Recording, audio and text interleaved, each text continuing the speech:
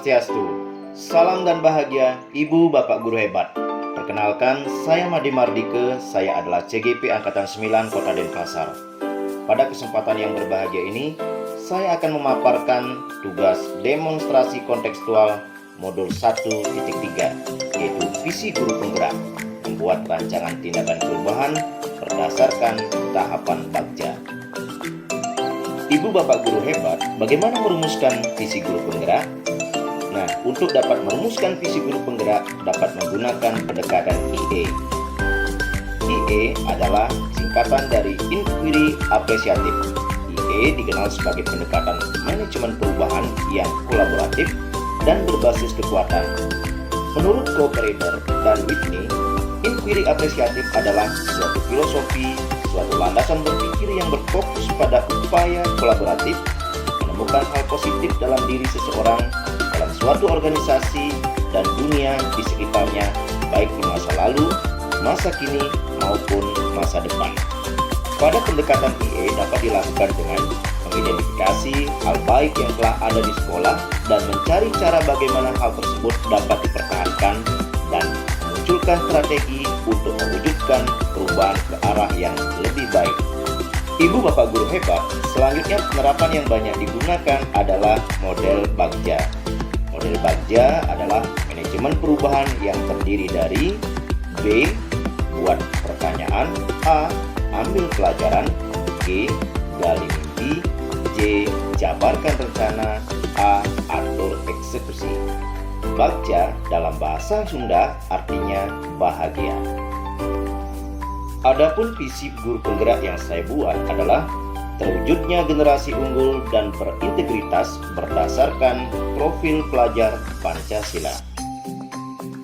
Ibu Bapak Guru Hebat, kalimat visi terwujudnya generasi unggul dan berintegritas berdasarkan profil pelajar Pancasila pada kata berdasarkan untuk mengindikasikan bahwa generasi unggul dan berintegritas tersebut akan dibangun atau dikembangkan dengan mengacu pada profil pelajar Pancasila. Dengan kata lain, mereka akan menjadi generasi yang unggul dan berintegritas dengan pedoman atau dasar yang dinyatakan dalam profil pelajar Pancasila. Adapun komponen visi tersebut, yang pertama adalah pelajar unggul dengan indikator generasi yang memiliki pengetahuan dan keterampilan dalam berbagai bidang, baik akademik maupun non-akademik. Yang kedua, pelajar berintegritas dengan indikator pelajar yang selalu jujur, bertanggung jawab terhadap segala tindakannya, peduli pada teman-teman, bisa bekerja sama dalam kelompok, mendengarkan saran, dan menjadi contoh yang baik. Dan yang ketiga, berdasarkan profil pelajar Pancasila dengan indikator karakter dan kompetensi yang diharapkan untuk diraih oleh murid yang didasarkan pada nilai-nilai luhur Pancasila, yaitu akhlak mulia, berpendidikan global, mandiri, bergotong royong, bernalar kritis, dan kreatif. Berdasarkan indikator tersebut, maka secara keseluruhan, visi ini bermaksud menciptakan generasi yang kuat, berintegritas, dan siap untuk menghadapi dunia dengan pemahaman yang mendalam tentang nilai-nilai Pancasila dan kemampuan yang kuat dalam berbagai bidang kehidupan. Ini adalah upaya untuk membangun masa depan yang lebih baik dan berkelanjutan bagi masyarakat, nusa, dan bangsa. Ibu Bapak Guru Hebat, untuk mewujudkan visi tersebut, maka saya membuat prakarsa perubahan. Nah, apa itu prakarsa perubahan? Prakarsa perubahan adalah gambaran upaya nyata yang memungkinkan gotong royong dalam meningkatkan kualitas pembelajaran murid berbasis aset atau kekuatan, ditulis dalam bentuk kalimat dimulai dengan kata kerja dan memanfaatkan kata, frase, atau diksi yang kuat dalam rangkaian kalimatnya sedemikian rupa sehingga mudah dipahami maksudnya dan dapat menstimulasi bayangan akan inisiatif atau tindakan kegiatan yang harus dijalankan demi mewujudkannya.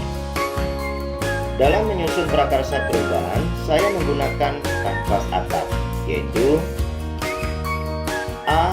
Yang pertama adalah aset. Aset yang dimaksud di sini adalah tenaga pengajar dan pengelola ekstrakurikuler yang memiliki pemahaman mendalam tentang nilai-nilai Pancasila. sarana pendukung kegiatan ekstrakurikuler berkaitan dengan Pancasila, pemahaman siswa tentang nilai-nilai Pancasila dan tingkat partisipasi dalam kegiatan ekstrakurikuler, dan kurikulum ekstrakurikuler yang ada untuk melihat apakah ada peluang untuk mengintegrasikan nilai-nilai Pancasila. Yang kedua, T, yaitu tantangan. Tantangan yang dimaksud di sini adalah tingkat kesadaran siswa dan guru tentang nilai-nilai Pancasila, keterbatasan anggaran dan sumber daya manusia yang mungkin mempengaruhi pelaksanaan kegiatan ekstrakurikuler, menyusun atau menyesuaikan materi kegiatan ekstrakurikuler yang berkaitan dengan nilai-nilai Pancasila, dan membangun motivasi siswa untuk berpartisipasi aktif dalam kegiatan ekstrakurikuler yang berkaitannya dengan nilai-nilai Pancasila. Yang ketiga, aksi. Aksi yang di sini dimaksudkan adalah membuat atau menyempurnakan materi untuk kegiatan ekstrakurikuler yang mengandung nilai-nilai Pancasila, menyelenggarakan pelatihan untuk guru dan pengelola ekstrakurikuler tentang implementasi nilai-nilai Pancasila dalam kegiatan ekstrakurikuler, mengadakan promosi kegiatan ekstrakurikuler atau sosialisasi terkait dengan ekstrakurikuler yang mengandung nilai-nilai Pancasila untuk meningkatkan partisipasi siswa, dan melakukan evaluasi berkala terhadap pelaksanaan kegiatan ekstrakurikuler Pancasila dan efektivitasnya. Yang keempat, P. P dimaksud di sini adalah pembelajaran, yaitu mengukur perkembangan pemahaman siswa tentang nilai-nilai Pancasila dan dampak kegiatan ekstrakurikuler.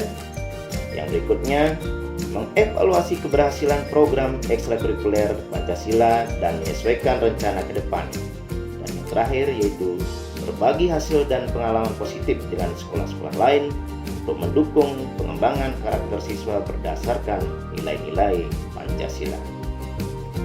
Berdasarkan hal tersebut, sehingga saya mendapatkan pernyataan prakarsa perubahan sebagai berikut.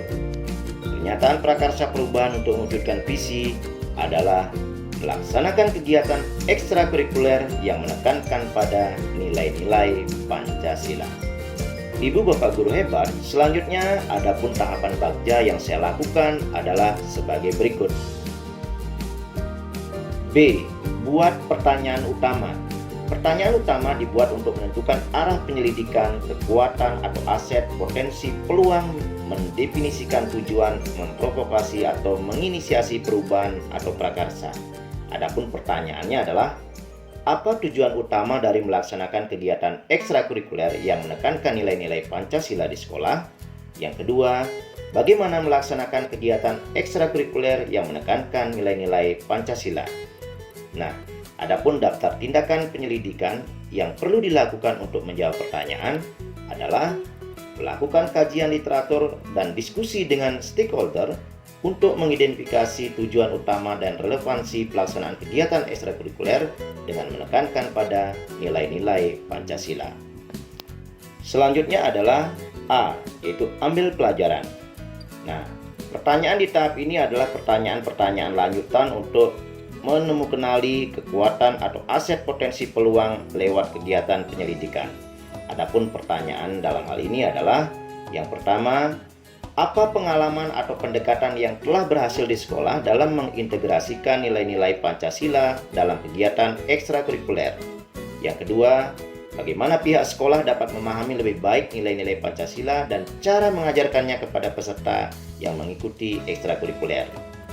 Nah, daftar tindakan atau penyelidikan yang perlu dilakukan untuk menjawab pertanyaan yaitu yang pertama, melakukan studi tiru terhadap sekolah atau kelompok lain yang telah berhasil mengintegrasikan nilai-nilai Pancasila dalam kegiatan ekstrakurikuler, identifikasi pendekatan strategi dan faktor-faktor kunci kesuksesan mereka.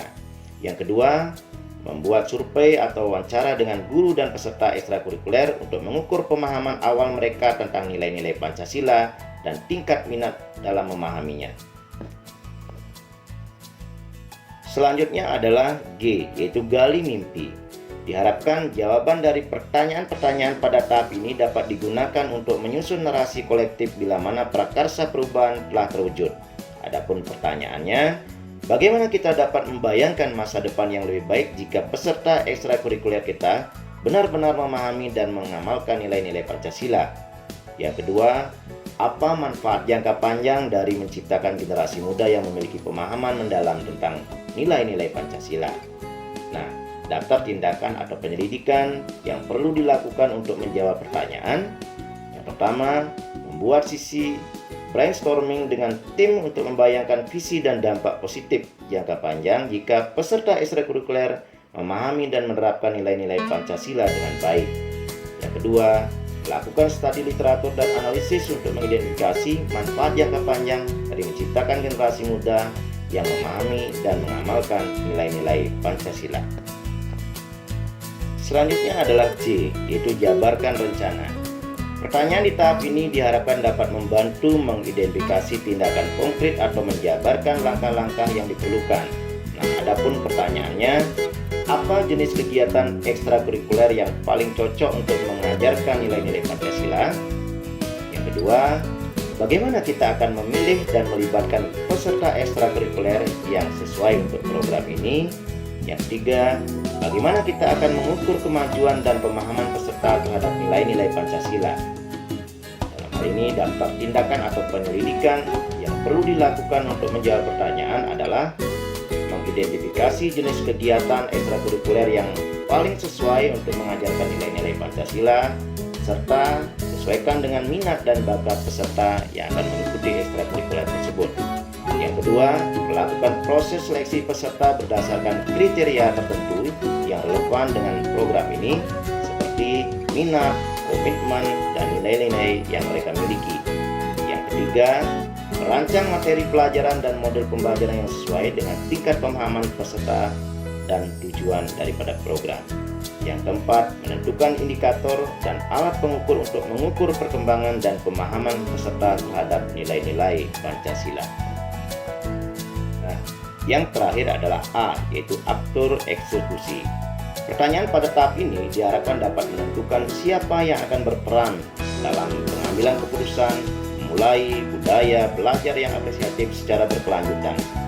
Nah, dalam hal ini pertanyaannya adalah siapa saja yang akan bertanggung jawab atas pelaksanaan kegiatan ekstrakurikuler ini, bagaimana cara memperoleh dukungan dari pihak sekolah, kelompok, orang tua, dan masyarakat dalam melaksanakan program ekstrakurikuler ini.